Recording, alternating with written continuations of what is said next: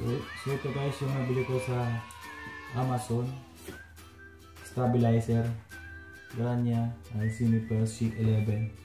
So i-unbox na natin para makita natin yung nasa loob.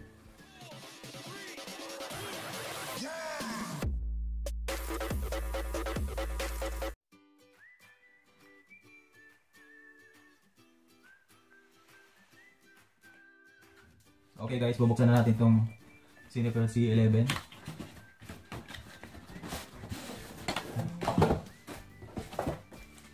Meron siyang guidelines. Ayan na. Nakabox din siya. Ito ang nasa loob. So yung stabilizer. Ayan guys, stabilizer. Siniper C11. Then meron pa siyang kasamang code para sa pag-charge. So okay guys, simulan natin yung pag-demo na Siniper C11 stabilizer. So okay guys, so ang Siniper C11 meron siyang mode indicator.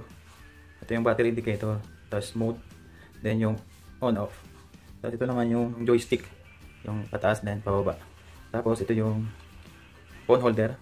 So 360 siya. At ito naman yung clip siya. 360 din to.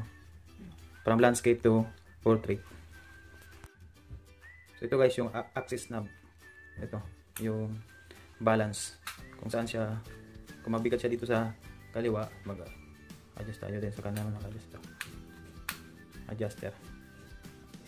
Yung knob niya, kung transfer natin sa landscape then sa portrait, ikot siya na 360 din siya, pero nakaset din siya na landscape din patayo.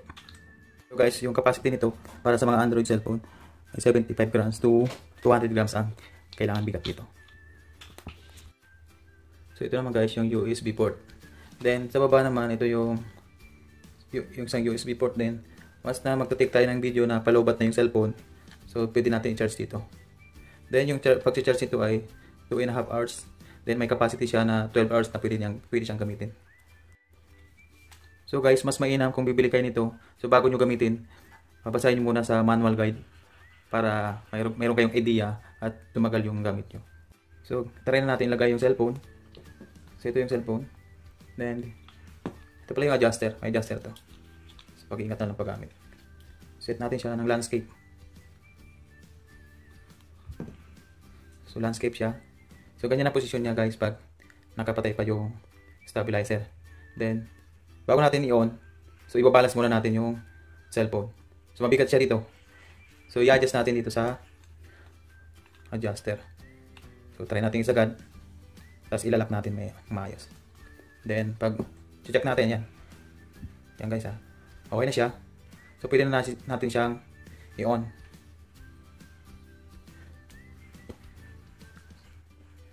So ayan na guys yung cellphone. Nakabalance na siya. Then guys, meron siyang apps para gamitin para dun sa stabilizer. So ito yung apps na yan. So ida-download nyo lang yan sa Google Play Store. Then lalabas yung smartphone, for smartphone. Then i-connect natin sa Bluetooth. So yung Siniper C11, naka-indicate na rin siya sa others. So i-connect lang natin sa connect now. So ayan guys, naka-Bluetooth na siya. Then enter. So ayan lang yan. So ayan. Ito yung settings naman. Dito sa scene mode. Yung follow the gimbal. So parang nakatutok lang sa kung sino yung binibideo. Then meron tayong walking, then motion. So nasa settings lang yan. So ito yung front. Ay ito yung front. Playback. Ito yung front ha. Then camera. Then video. Okay, ito yung meron tayong mga yung filters. Yan yung nasa loob ng Google. So try naman natin sa portrait. So ito i-adjust lang natin to sa likod. Ito i-adjust natin. Ayan o. Adjust natin. Ganyan. Ganyan. Ay, hindi nakalap.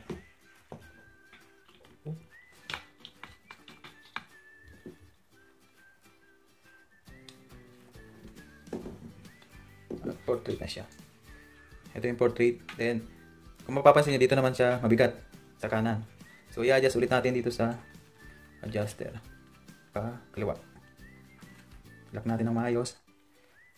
So mabigat na naman dito sa kaliwa. So adjust lang natin ng pagya. Oops. Oops.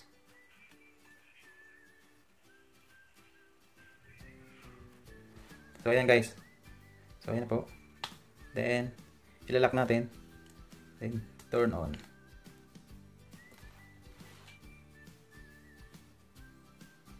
Ayan. Ayan.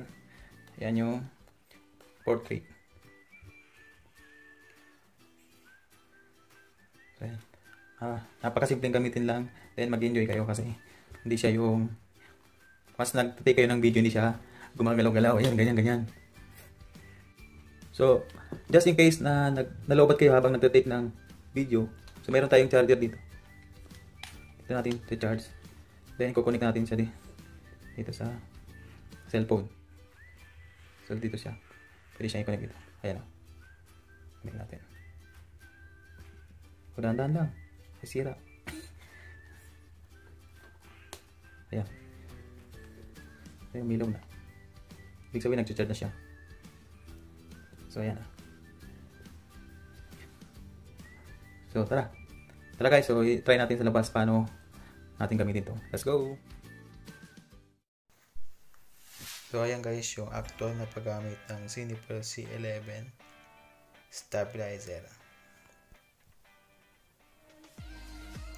So, meron po siyang 360.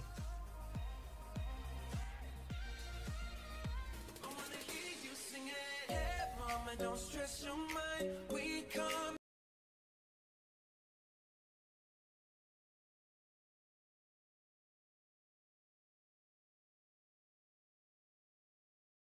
So guys, kung hindi pa kayo nakapag-subscribe, please subscribe my YouTube channel.